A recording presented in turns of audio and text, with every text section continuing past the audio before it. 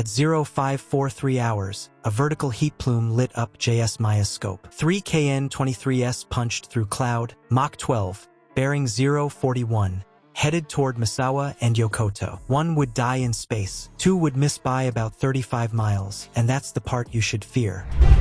Well, picking up on that North Korea missile story, South Korea's Joint Chiefs of Staff says several short-range missiles were launched towards the northeast from Chunghwa. It says it will closely monitor any signs of additional missile launches and consider necessary measures. Japan also says it will be monitoring the situation with the United States, adding that North Korea's repeated launches pose a serious security threat. The missile launch was the first since South Korean President Lee Jae-myung took office in June, promising to restore peace to the Korean peninsula. His National Security Office held an emergency meeting following the launch. This is the 18-minute war, how USS Benfold's SM-3 Block 2A made the kill, why the near misses were worse, and how a possible hypersonic glide profile exposed the gap between exoatmospheric success and terminal defense. Stay with me because the solution came from a place missiles can't touch. Before we move on, I'd like to ask you a small favor. If you appreciate this content, please take a second to like this video and subscribe to the channel. Over 98% of you watch the videos without subscribing. Costs you nothing, but it makes a huge difference to us. So, did you click the subscribe button? Great, thank you so much. Now back to the video.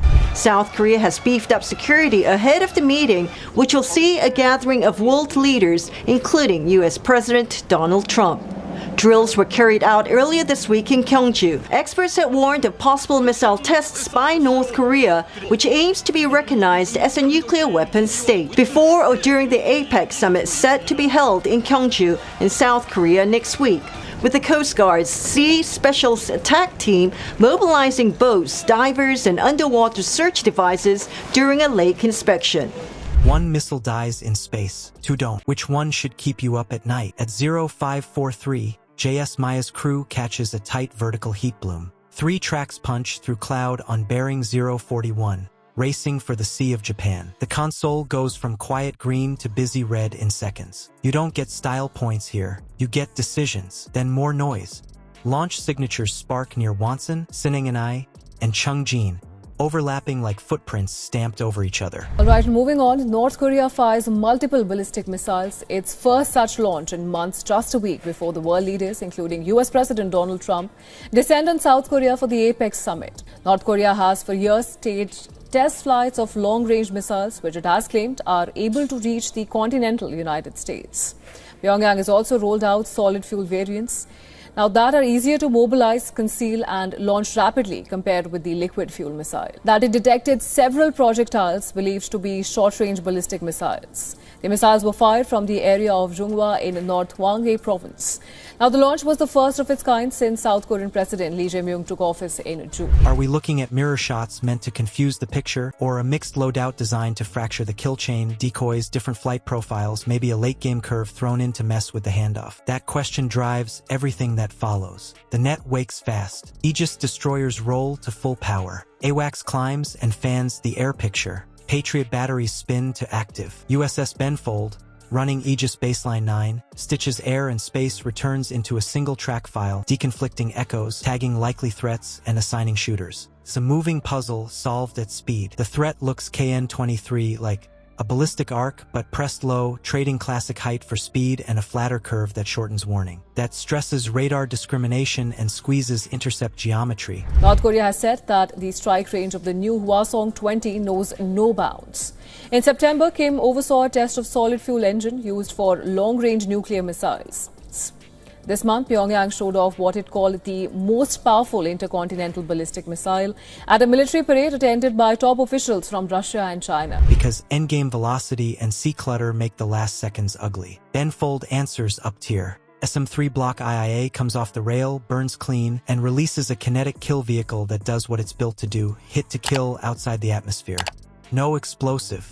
Pure impact. 1 track winks out in space. The top layer holds, but the other 2 kiss water about 35 miles short of Japan's exclusive zone. Safe on paper, except intelligence reads range bracketing, shots trimmed to gather reaction data without crossing lines. The launches act like a hand tapping a fence for weak posts. Telemetry carries a whisper.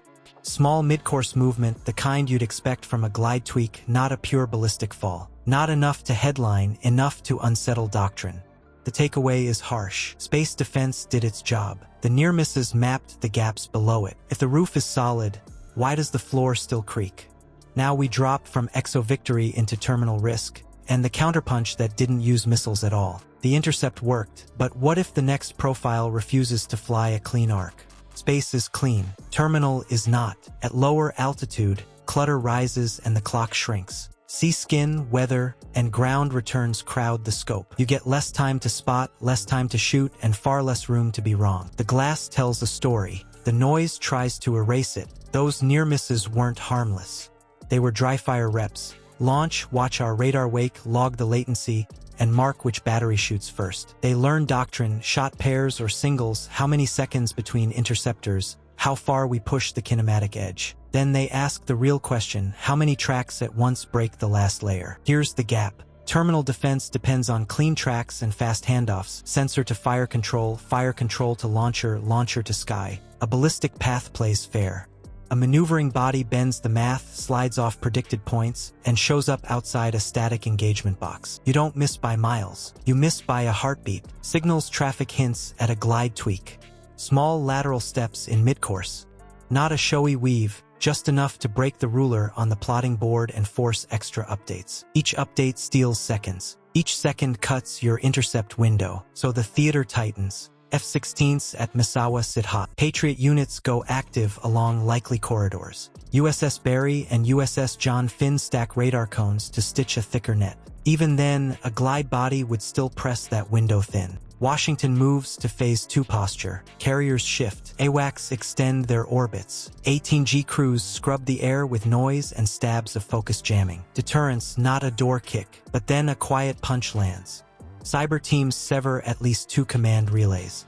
Telemetry goes dark for a slice of time. Overhead sensors catch a hasty relink under cover, fast and sloppy. This is how you change odds. Don't just sweat arrows. Hurt the bow. Harden the nodes, stress their launch prep, and bleed quality from the next salvo because the next fix comes before the next flight. Layered defense holds, for now.